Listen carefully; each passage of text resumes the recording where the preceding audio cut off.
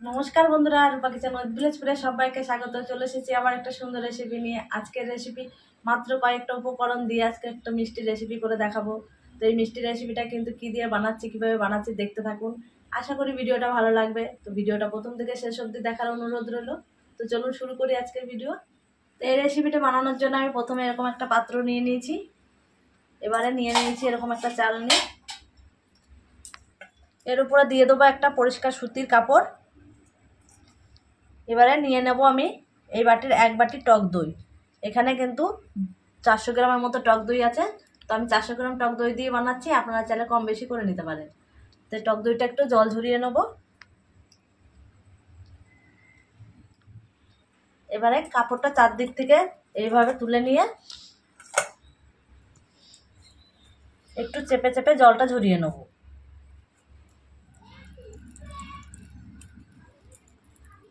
এইভাবে করলে কিন্তু এক্সট্রা যে দইয়ের মধ্যে জলটা থাকে সেটা কিন্তু পুরোটাই বেরিয়ে যাবে। খুব হালকা হাতে কিন্তু এটা একটু চেপে চেপে জলটা বের করে নিতে হবে। তো এইভাবে কিন্তু আমি জলটা ঝরিয়ে নিয়েছি। এবারে এটা কিন্তু আমি এইভাবে আধ ঘন্টার মতো রেখে দেবো। এইভাবে দিয়ে আমি একটা ভারী কিছু এইভাবে চাপিয়ে রেখে দেবো। এবারে রেসিপিটি বানানোর জন্য আমার একটু কনডেন্স মিল্ক দরকার। তো সেটা আমি এখানে বানিয়ে নেব। তো তার জন্য আমি উনুন ধরিয়ে কড়াই বসিয়ে নিয়েছি। এবার কড়াইতে আমি দিয়ে দেবো হাফ বাটি জল।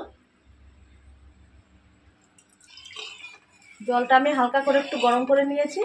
এবারে এই জলের ভেতরে আমি দিয়ে দেবো হাফ বাটি গুঁড়ো দুধ নিয়েছি। তো গুঁড়ো দুধটা এর মধ্যে একটু মিশিয়ে দেবো।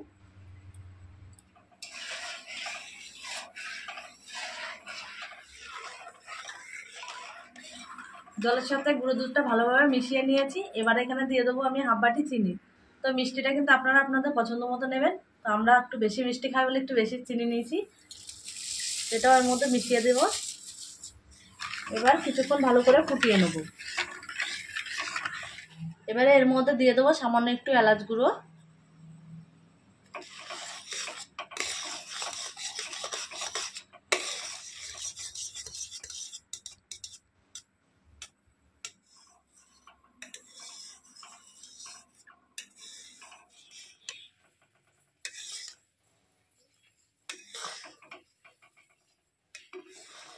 তো কন্ডেন্স মিল্কটা কিন্তু আমার রেডি হয়ে গেছে।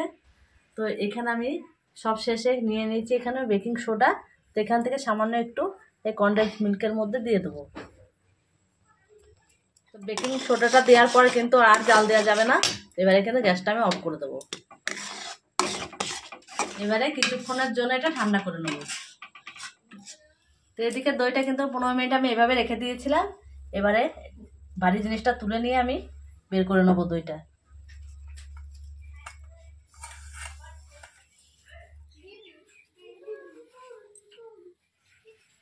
এবারে সুতির কাপড় থেকে কিন্তু এই দইটা আমি তুলে নেব।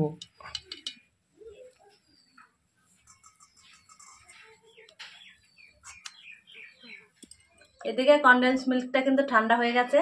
এবার একটা বাটিতে তুলে নেব। তো আমি যে বাটিতে করে দই নিয়েছি সেই বাটির হাফ বাটি কিন্তু কনডেন্স মিল্ক লাগবে। তো আমার এই বাটির 1 বাটি হলে কিন্তু হাফ বাটি হয়ে যাবে।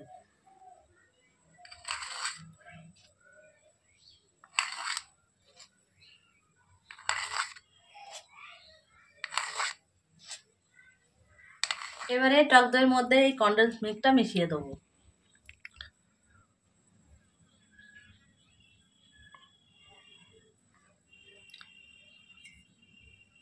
একটা হ্যান্ড উইচের সাহায্যে একটু মিশিয়ে নেব।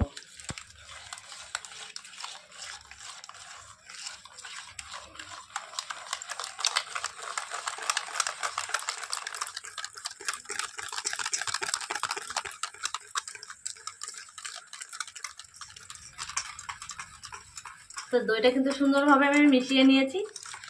তো দেখুন, দেখে মনে হচ্ছে একদম ক্রিমের মতো হয়ে গেছে। তো এইভাবে কিন্তু কিছুক্ষণ ভালোভাবে মিশিয়ে নিতে হবে। তো ভালোভাবে মিশিয়ে নিয়েছি।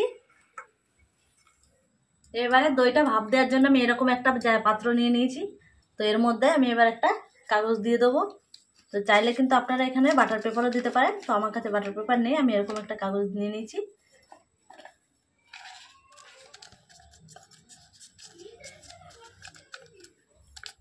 পেপারটা আমি ভালো করে বসিয়ে দিয়েছি। এবার একটু ঘি নিয়ে নিয়েছি, তো ঘিটার মধ্যে একটু মিশিয়ে নেব।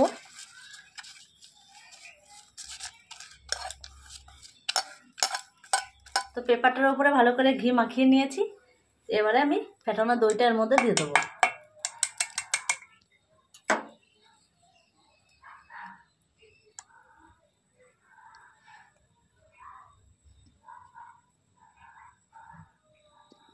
তো পুরো দইটা কিন্তু এর মধ্যে আমি ঢেলে নিয়েছি। এবার একটু ঢাকিয়ে নেবো এইভাবে, যাতে করে ভেতরে হাওয়া না ধরে থাকতে পারে।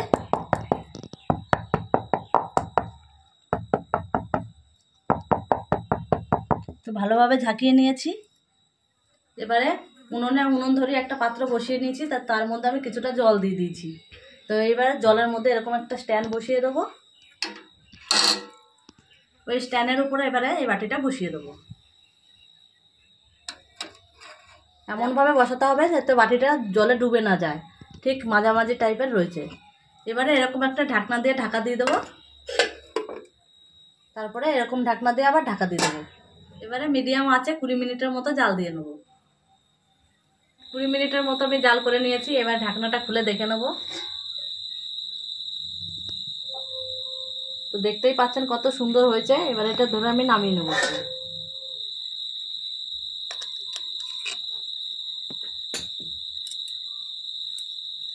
এবার এটা আমি 2 মিনিটের মতো একটু ঠান্ডা করে নেব। 2 মিনিট ঠান্ডা করে নিয়েছি। এবার একটা প্লেট নিয়েছি, প্লেটের মধ্যে এভাবে বসিয়ে দিয়ে আমি একটু উল্টে নেব।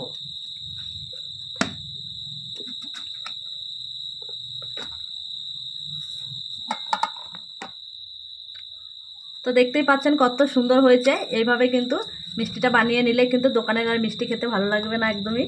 তো এইভাবে বানিয়ে খেতে পারেন, খুব টেস্টি হয় আর খুব সুস্বাদু খেতে হয়, আর মুখে দিলে একদম মিলিয়ে যাবে। তো সামান্য কিছু উপকরণ দিয়ে এরকম একটা রেসিপি কিন্তু বাড়িতে বানিয়ে খেতেই পারেন। তো মিষ্টিটা কিন্তু ঠান্ডা হয়ে গেছে। তো এবার আমি একটু কেটে নেব। তো কেটে দেখিয়ে দিচ্ছি কত সুন্দর হয়েছে দেখুন।